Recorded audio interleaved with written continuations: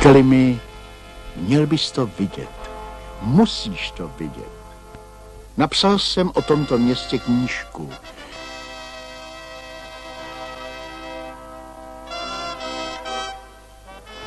Toto město je sen, který nám nejen dovoluje, ale umožňuje bloudit.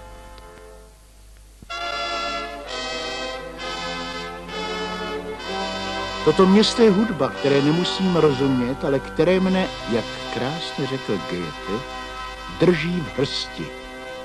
Ano, říkali mi, musíš se přijít podívat.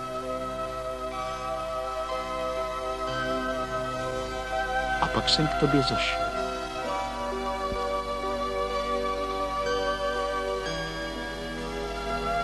Zazněla hudba a voda se roztančila.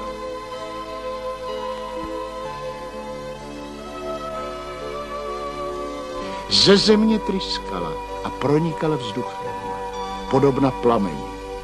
Tak, jako by chtěla dokázat, že všechny živly jsou přítomny. Tryskala podobna ohni anebo tančící dívce.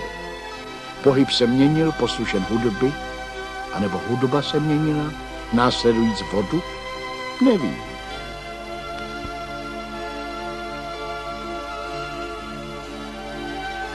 Je cosi milostného v těchto místech. Génius jeho koutů, síla, která dává zapomenout Goetheovi na jeho věk, síla, která dává prstům Chopinovým vytvářet přes zraky posluchačů podobu Marie Šimanovské a tkát něžná krajkový hudby. Síla, která dává tryskat vodám zdejších pramenů.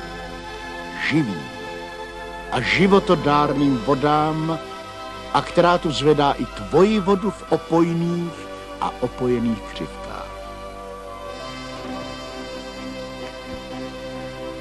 Vracím se sem a budu se vracet. Je to tvé dílo, Fontán. To ty si tady vytvořila ten lidský kruh uzavřený kolem tvých tryskajících paprsků vody.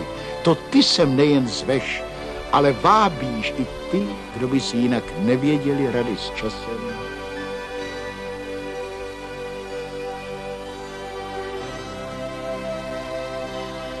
Tady jsi nástrojem, který zní jako hudba, který se mění každou vteřinu, jako slova v básni.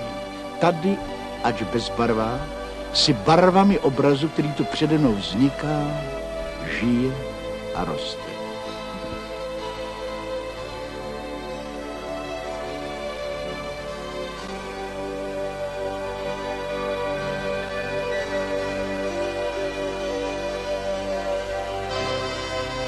Zdravím tě, moje přítelkyně Fontáno.